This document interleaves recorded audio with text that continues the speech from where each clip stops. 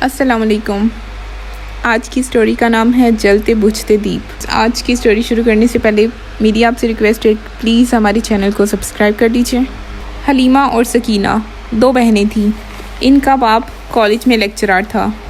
گو تنخواہ اس قدر زیادہ نہیں تھی مگر گزر بسر بہتر انداز میں ہو رہی تھی۔ چودھری صاحب بہت سادگی پسند تھے۔ ان کی ضروریات بہت محدود تھیں۔ پان، سگریٹ اور فضول خرچی کی انہیں قطعی لت نہیں تھی۔ سال بھر میں 2 جوڑے کپڑے بناتے اور انہی میں گزارا کرتے۔ یہی حال ان کی ماں کا تھا۔ دوسری عورتوں کی طرح انہیں نفیس لباس، شاپنگ یا گھومنے پھرنے کا شوق نہیں تھا۔ میاں جو کچھ کماتے وہ اسی میں مہینہ پورا کرتی۔ اگرچہ دونوں بہنوں کو انہوں نے کسی قسم کی کمی محسوس نہیں ہونے دی تھی۔ موقع کی مناسبت سے ان کے کپڑے بنتے اور ضرورتوں کی دوسری چیزیں بھی مہیا ہوتیں۔ حلیمہ تعلیمی میدان میں شروع سے ہی تیز تھی اور اس کی سوچ ڈاکٹر بننے کی تھی، جبکہ سکینہ کو پڑھائی سے دلچسپی نہ تھی۔ جیسے تیسے اس نے انٹر کیا اور گھر بیٹھ گئی۔ امور خانہ داری میں اس کا خوب دل لگتا تھا۔ یہ دیکھتے ہوئے مائی صابرہ نے اسے ایک سلائی اسکول میں داخلہ دلوا دیا اور وہ جلد ہی نئے نئے ڈیزائن کے کپڑے سینے لگی۔ وہ اکثر حلیمہ سے کہا کرتی تھی اگر ہمارے پاس روپے ہوتے تو ہم اپنا بوتیک کھول لیتے۔ حلیمہ دل میں مسکرا کر رہ جاتی کیونکہ باپ کی آمدن اتنی زیادہ نہ تھی کہ وہ بیٹی کی ہر خواہش پوری کر سکتے۔ اس نے بہن کو مشورہ دیا کہ اگر وہ اپنے ہنر سے فائدہ اٹھانا چاہتی ہے تو محلے والوں اور جان پہچان کے لوگوں کے کپڑے سینا شروع کر دے۔ اس طرح اس کا کام میں صفائی بھی آ جائے گی اور 4 پیسے بھی ملیں گے۔ مگر اس نے حلیمہ کو یہ کہہ کر خاموش کرا دیا کہ ایسا نہیں ہے بہن، لوگ درزی کو سوٹ کے منہ مانگے دام دے سکتے ہیں مگر مجھے 200 روپے دیتے ہوئے ان کی جان جاتی ہے اور پھر کام میں بھی کئی نقص نکالیں گے۔ اس سے تو بہتر ہے کہ میں گھرداری میں ماں کا ہاتھ بٹاؤں تاکہ انہیں کچھ آرام ملے۔ انہی دنوں سکینہ کے لیے ایک رشتہ آیا۔ ندیم بینک میں آفیسر تھی۔ ان کے بڑے بھائی ملک سے باہر تھے۔ بہنوں کی شادیاں ہو چکی تھی اور گھر میں بوڑھی ماں کے سوا کوئی نہیں تھا۔ وہ بھی اکثر بیمار رہا کرتی تھیں، اسی لیے ان کی خواہش تھی کہ جلد از جلد بیٹے کے سر پر صحرا دیکھ لیں۔ چودھری اکرم نے مناسب تحقیق کے بعد رشتہ قبول کر لیا اور چند ماہ بعد سکینہ بیاہ کر سسرال چلی گئی۔ اب ان کے اکاؤنٹ میں بہت معمولی رقم رہ گئی۔ سبھی کچھ بچی کی شادی پر خرچ کر دیا۔ اس کے بعد اس گھر میں تنگی نے ڈیرے ڈال دیے۔ باپ کی تنخواہ سے قرضے کی قسط کٹ جاتی، ادھر ان کی ماں کمیٹیوں کے پیسے ادا کر رہی تھی۔ حلیمہ صورتحال کی سنگینی کو سمجھ رہی تھی مگر اس کے بس میں کچھ نہیں تھا۔ اس نے ملازمت کے بارے میں سوچا لیکن اسے 2 مسئلے تھے۔ اول تو اسے گھر سے نکلنے کی اجازت نہیں تھی، دوسرے فرسٹ ایئر کی طالبہ کو کون پوچھتا ہے۔ اس ملک میں تو BA MA پاس تھک کے کھاتے پھر رہے ہوتے ہیں۔ بہت کچھ سوچنے کے بعد اس نے فیصلہ کیا اور محلے کے چند بچوں کو جمع کر کے گھر میں ٹیوشن پڑھانا شروع کر دیا۔ اس پر بھی اس کی ماں نے بہت واویلا مچایا لیکن حلیمہ نے انہیں یہ کہہ کر خاموش کروا دیا کہ 2 گھنٹے ٹیوشن پڑھانے سے میرا کچھ نہیں بگڑے گا، لیکن ایسے میں کم از کم میں اپنا خرچ اٹھانے کے قابل ہو جاؤں گی۔ یوں گھر میں بچوں کی چہل پہل ہونے لگی اور حلیمہ نے اپنے آپ کو بے حد مصروف کر لیا۔ سکینہ کی شادی کو 1 سال بھی نہیں ہوا تھا کہ پے در پے حادثات پیش آئے۔ ندیم موٹر سائیکل پر گھر آ رہے تھے کہ انہیں ٹرک نے ٹکر ماری اور وہ موقع پر جاں بحق ہو گئے۔ یوں سکینہ بیوہ ہو کر اب پھر سے باپ کی دہلیز پر آ گئی۔ یہ صدمہ اس قدر شدید تھا کہ اس کے اثرات سے گھر کا کوئی فرد بھی محفوظ نہ رہ سکا۔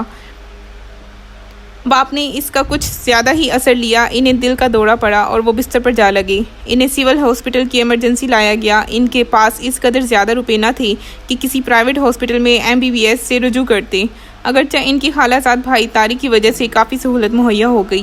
وہ MBBS کرنے کے بعد کارڈیو ویسکولر میں جاب کر رہا تھا۔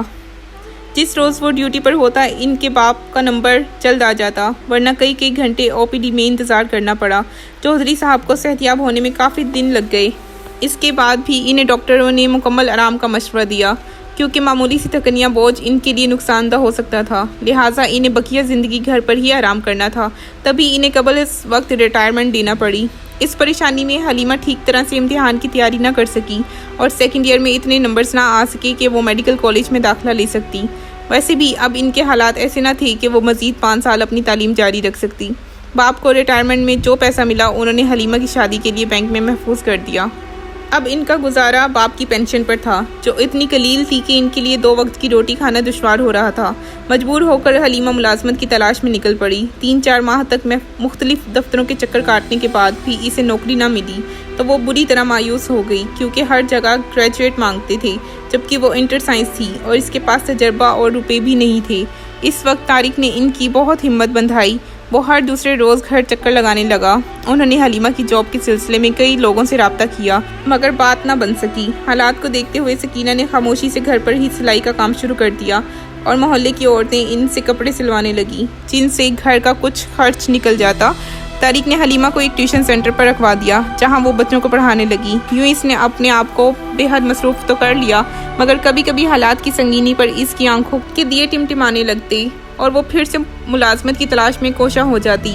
ایک روز حسب معمول وہ ملازمت کی تلاش میں ایک بڑی عمارت کی کار پارکنگ سے گزر رہی تھی کہ اسے کار کے پاس پیکٹ پڑا نظر آیا۔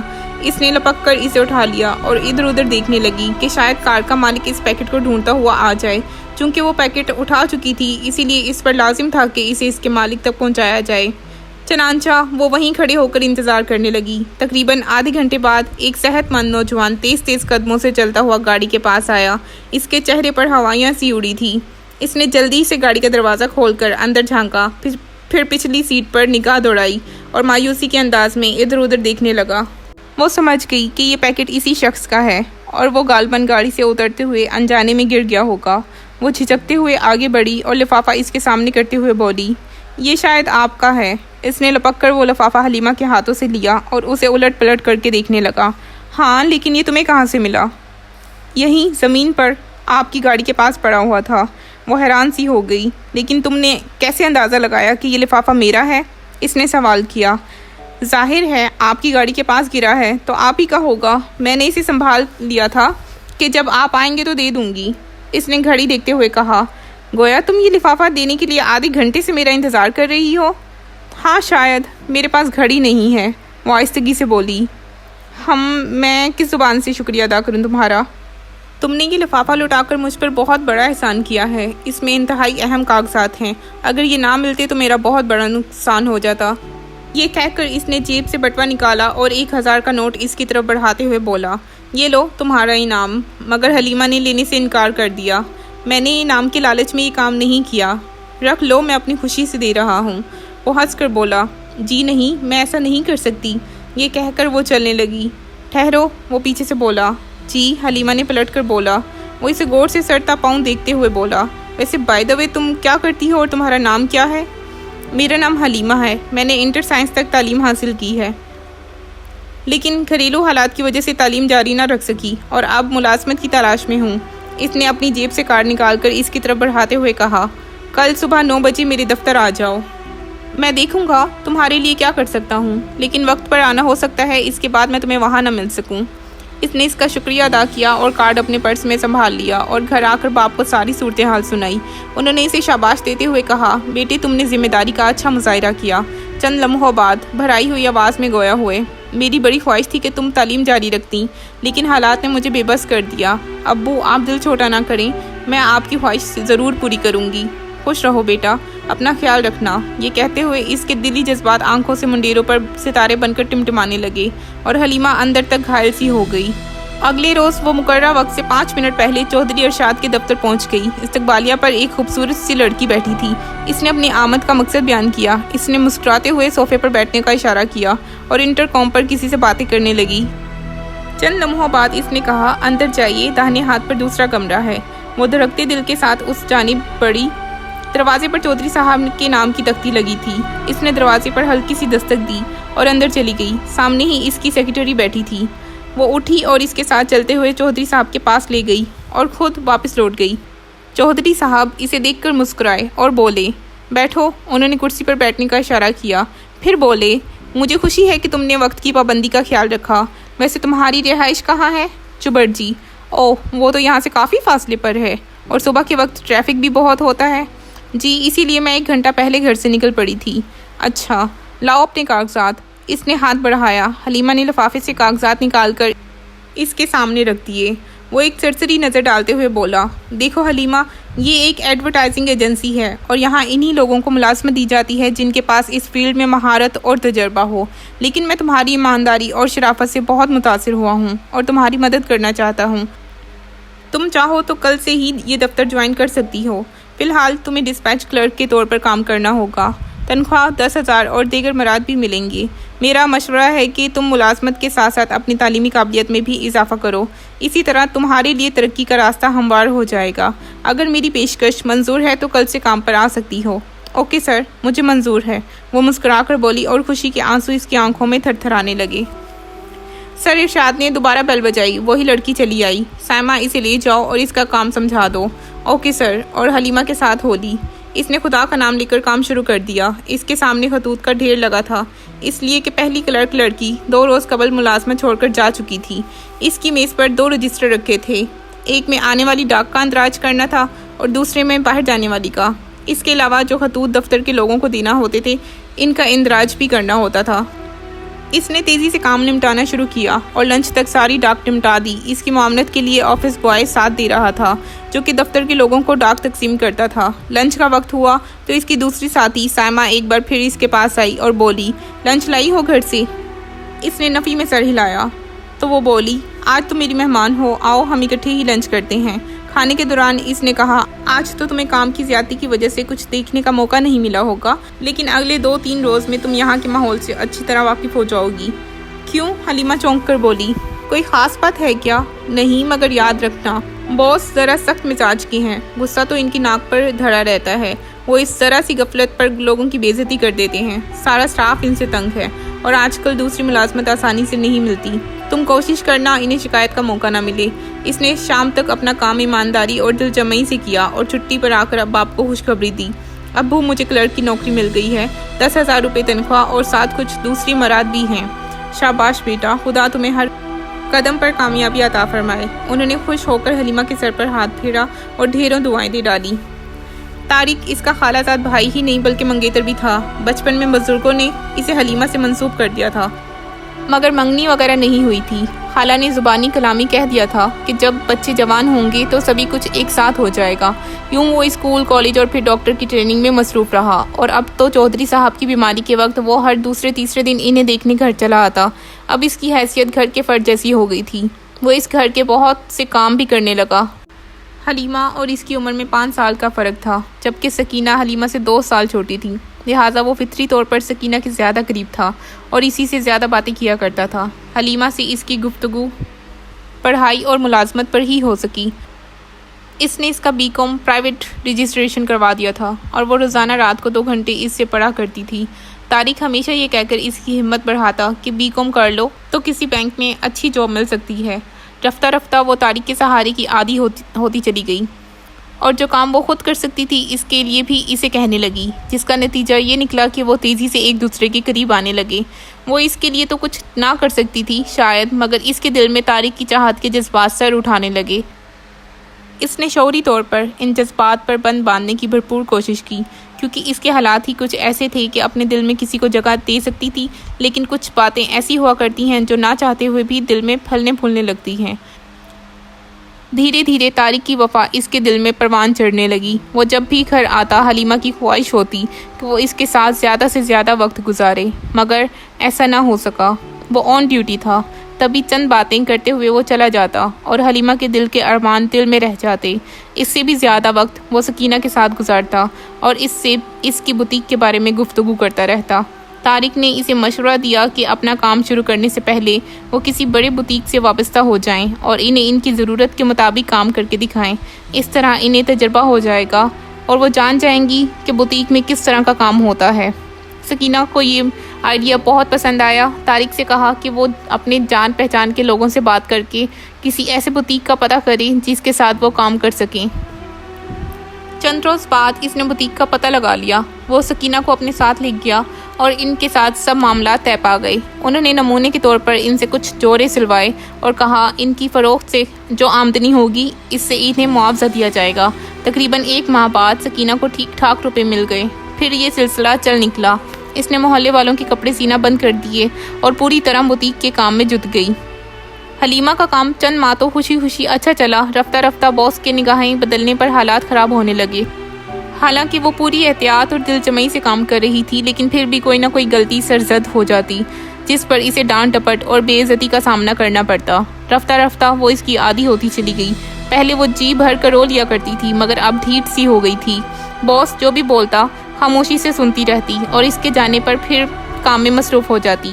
اب اس نے پوری توجہ پڑھائی پر مرکوز کر دی تاکہ بی کو مکمل کر کسی اچھی جگہ جاب کر سکے۔ اگرچہ اسے بہن پر بہت افسوس تھا، وہ ٹھیک ٹھاک کما رہی تھی لیکن اس کے باوجود گھر پر 1 روپیہ خرچ نہیں کرتی تھی۔ اس نے ساری ذمہ داری حلیمہ پر ڈال دی تھی اور خود اپنا بینک بیلنس بڑھانے لگی۔ سائمہ اور حلیمہ کے درمیان کافی بے تکلفی ہو گئی۔ کبھی کبھی وہ دونوں اپنے ذاتی معاملات پر بھی گفتگو کر لیا کرتی تھیں۔ اس نے اپنے بارے میں حلیمہ کو سبھی کچھ بتا دیا تھا۔ حلیمہ کی طرح اسے جاب کرنے پر مجبوری نہ تھی۔ اس کے والد ریٹائر ہو چکے تھے اور 2 بڑے بھائی برسر روزگار تھے۔ اس پر گھر کی کوئی ذمہ داری نہ تھی، لیکن وہ بڑی خوددار شخصیت کی مالک تھی۔ وہ اپنی ضرورتوں کے لیے کسی اپنے کے آگے ہاتھ پھیلانا نہیں چاہتی تھی۔ اپنے اخراجات پورے کرنے کے لیے وہ ملازمت کر رہی تھی۔ اس کی اپنی کزن سے منگنی ہو چکی تھی اور اگلے سال شادی کا پروگرام تھا۔ تم نے بھی اپنے دل میں کسی کی تصویر سجا رکھی ہے یا ابھی بھی یہ خانہ خالی ہے؟ باتوں باتوں میں اس نے حلیمہ سے ہنس کر پوچھا۔ یار، میرا خالہ زاد طارق مجھے اچھا لگتا ہے، لیکن ابھی تک اس نے کوئی ایسا اشارہ نہیں دیا جس سے اس کی چاہت کا اظہار ہوتا۔ ہو سکتا ہے وہ پہل کرنے میں جھجک رہا ہو۔ اگر تم اس کی حوصلہ افزائی کرو تو شاید اپنے دل کی بات زبان پر لے آئے۔ اس نے بغور اسے گھورتے ہوئے دیکھا۔ یار، دراصل ہمیں تنہائی میں بات کرنے کا موقع ہی نہیں ملتا۔ ہر وقت تو باجی سر پر سوار رہتی ہیں۔ تم کسی بہانے گھر سے باہر اس کے ساتھ نکلو اور اسے ٹٹولنے کی کوشش کرو، کام بن جائے گا۔ سائمہ کی تجویز معقول تھی، لیکن اس پر عمل کرنا بہت مشکل تھا کیونکہ وہ دونوں جاب کرتے تھے اور ہفتے میں صرف 1 روز چھٹی کا ملتا تھا۔ وہ کسی بہانے اس کے ساتھ باہر جاتی، اور پھر بہت جلد یہ موقع بھی ہاتھ آ گیا۔ حلیمہ کو ایڈمٹ کارڈ لینے یونیورسٹی جانا تھا۔ وہ اس سے پہلے وہاں کبھی نہیں گئی تھی۔ اس کے علاوہ اسے گھر سے 3 بسیں بدلنا پڑتی تھیں۔ اس نے طارق سے بات کی تو وہ بولا، اس کے لیے تو تمہیں خود یونیورسٹی جانا ہوگا۔ یہی تو مسئلہ ہے، میں بسوں کے دھکے نہیں کھا سکتی، تم اپنے ساتھ لے چلو۔ اس نے اتنی معصومیت سے کہا کہ طارق کا دل پسیج گیا۔ وہ بولا، ٹھیک ہے، میں 2 گھنٹے کی چھٹی کر لوں گا، تم صبح 9 بجے تیار رہنا۔ اس کے اندر مسرتوں کے کئی دیپ روشن ہو گئے۔ طارق کے جانے کے بعد امی ابو نے تو کچھ نہ کہا، لیکن سکینہ بول پڑی، کسی کا احسان لینے کی کیا ضرورت ہے؟ ہزاروں لڑکیاں تنہا یونیورسٹی جاتی ہیں، وہ بھی بسوں ویگنوں میں سفر کرتی ہیں۔ سب کے پاس تو اپنی گاڑیاں نہیں ہوتی نا۔ جو لوگ روز جاتے ہیں انہیں بسوں میں سفر کرنے کی عادت ہوتی ہے، مگر میں پہلے کبھی یونیورسٹی نہیں گئی، کالج تک ہی محدود ہوں۔ اگر کسی غلط بس میں بیٹھ گئی تو جانے کہاں سے کہاں پہنچ جاؤں گی، اور اس میں حرج ہی کیا ہے؟ طارق کوئی غیر تو نہیں ہے، ہمارا خالہ زاد ہے، اس کے ساتھ جانے میں کوئی قیامت نہیں آ جائے گی۔ حلیمہ نے جیسے بڑی بہن کو کھڑی کھڑی سنا دی۔ پھر بھی اچھا نہیں لگتا، وہ منہ بناتے ہوئے بولی۔ اس نے بہن کے اعتراض کو یکسر نظر انداز کر دیا اور طارق کے ساتھ جانے کے تصور میں گم ہو گئی۔ اس سے قبل وہ کبھی بائک پر نہیں بیٹھی تھی، اس لیے یہ احساس ہی اس کے اندر سرشاری پیدا کر رہا تھا۔ کیسا عجیب لگے گا جب میں اس کے ساتھ لگ کر بیٹھوں گی۔ موٹر سائیکل پر جھٹکے بھی تو لگتے ہیں، اگر کسی جھٹکے کے دوران میرا وجود اس سے ٹکرا گیا تو کیا ہوگا؟ وہ اس سے آگے کچھ نہ سوچ سکی۔ اس تصور سے ہی وہ بند آنکھوں سے مسکرانے لگی اور اندر کے سبھی جذبے روشنیاں سی بکھیرنے لگے۔ اگلی صبح وہ جلد ہی تیار ہو گئی۔ اس نے اپنا بہترین سوٹ پریس کیا، بال ایک خاص انداز سے سنوارے، ہلکا سا میک اپ کیا اور جسم پر پرفیوم چھڑک کر طارق کا انتظار کرنے لگی۔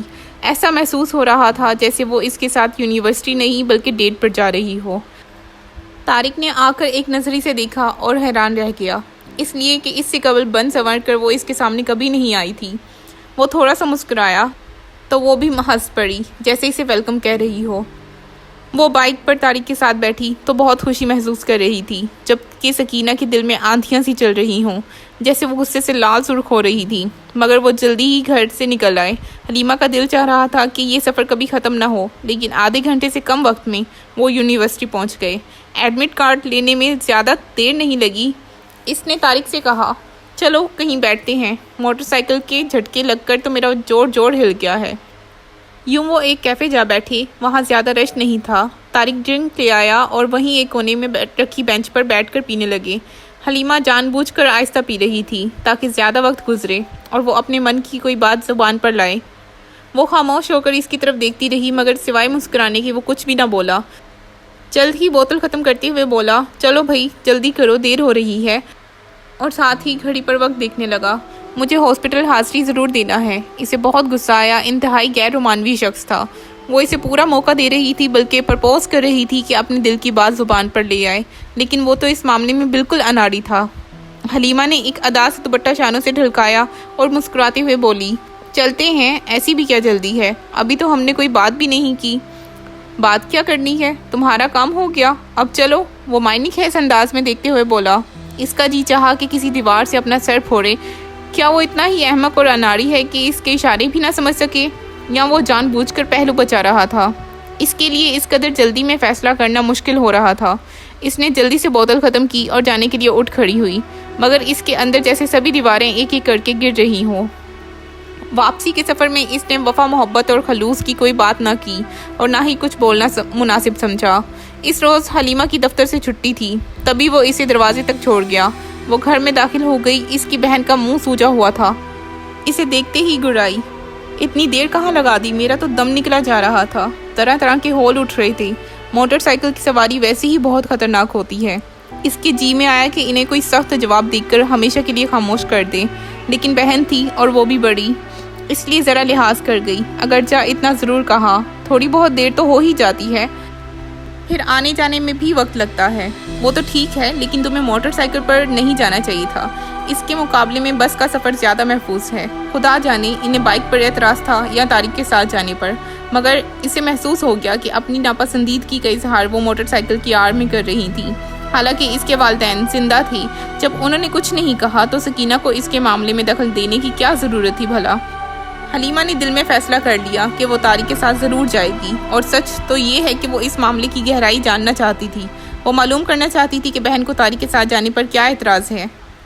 اگلی صبح اس نے پوری روداد اپنی سہیلی سائمہ کو سنائی تو وہ بولی، دیکھو پیاری، پہلے ملاقات میں تو کوئی بھی کھل کر اپنے جذبات کا اظہار نہیں کیا کرتا، اور تمہاری محبت یک طرفہ ہے۔ اگر اظہار نہ کر سکو گی تو بہت خسارے میں رہو گی۔ 2-4 مرتبہ اس کے ساتھ باہر نکلو گی تو شاید وہ اپنے دل کی بات زبان پر لا سکے۔ دفتر کا ماحول بہت ہی خراب تھا، باس کی ڈانٹ ٹپٹ، وہی گھٹن سہمے ہوئے چہرے، وہ بڑی بے چینی سے ایک ایک دن کاٹ رہی تھی، کب اس کا بی کو مکمل ہو اور کب اسے دوسری جاب ملے۔ طارق نے اس سے وعدہ کیا تھا کہ وہ اس کے دوست کے والد بینک میں سینئر وائس پریزیڈنٹ ہیں اور وہ بینک میں جاب دلا دے گا۔ اس کے امتحان شروع ہوئے تو پھر آنے جانے کا مسئلہ پیش آیا، اس لیے کہ وہ پرائیویٹ امیدوار تھی اور سینٹرل یونیورسٹی ہی بنا تھا۔ طارق کو اس کی پریشانی کی وجہ معلوم ہوئی تو اس نے خود ہی اپنی خدمات پیش کر دیں، مگر اتنا کہ میں تمہیں صبح وقت پر سینٹر پہنچا کر اپنی ڈیوٹی پر چلا آیا کروں گا، واپسی پر تم بس سے آنا۔ اس کے لیے تو اتنا ہی کافی تھا، کیونکہ صبح کے وقت بسوں میں رش بہت ہوا کرتا ہے، جگہ نہیں ملتی اور بسیں وقت پر بھی نہیں پہنچتی۔ طارق کے ساتھ جانے پر کم از کم یہ اطمینان تو ہوگا کہ وہ وقت پر پہنچ جایا کرے گی۔ اب کی بار بھی اس کی بہن نے اعتراض کیا، مگر ماں نے انہیں بری طرح جھڑک دیا۔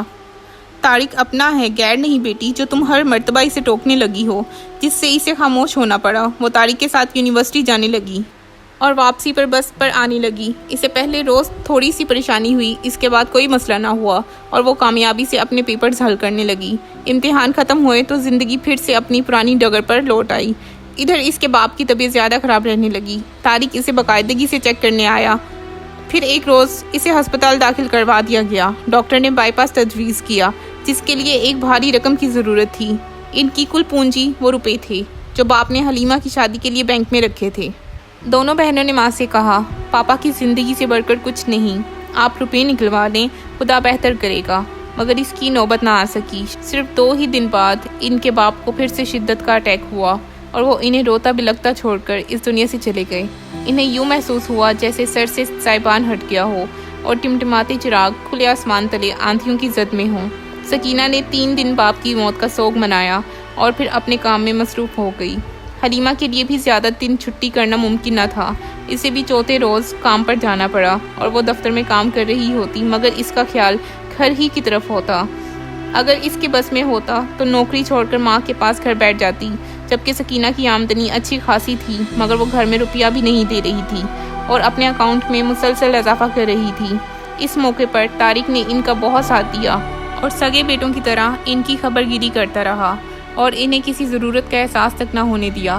جاتے جاتے ان کا باپ یہ کر گیا کہ جس مکان میں وہ رہ رہے تھے وہ بینک کا سارا روپیہ اپنی بیوی کے نام کر دیا تھا۔ حالانکہ انہوں نے باپ کو منع بھی کیا تھا، مگر وہ بولے، بیٹا اب میری زندگی کا کوئی بھروسہ نہیں اور میرے بھائی تمہیں یہاں رہنے نہیں دیں گے، جس سے انہیں خاموش ہونا پڑا۔ اور پھر وہی ہوا، ابھی چودھری صاحب کا 40واں ہی ہوا تھا کہ ان کے چچا بٹوارے کے لیے چلے آئے، مگر زمین کے کاغذات اور चेक बुक। माँ के नाम देखकर इन्हें मायूस लौटना पड़ा। हमारे भाई ने ये सभी कुछ अच्छा नहीं किया, ये कहकर वो मायूस लौट गए। हलीमा ने एक बार फिर ज़िंदगी के मामलात में दिलचस्पी लेना शुरू कर दी और पूरी दिलजमई से फ़ाइनल एग्ज़ाम की तैयारी करने लगी। सकीना भी अपने काम में मसरूफ़ हो गई। अब तारिक को हलीमा ही अटेंड करती। माँ के सभी काम वो ही करता, बैंक जाना, पेंशन निकलवाना। अक्सर हलीमा भी इसके साथ शॉपिंग के लिए चली जाती, मगर दोनों के जज्बे खामोश रहे। वो एक दूसरे से अपनी वफा का इजहार ना कर सकी।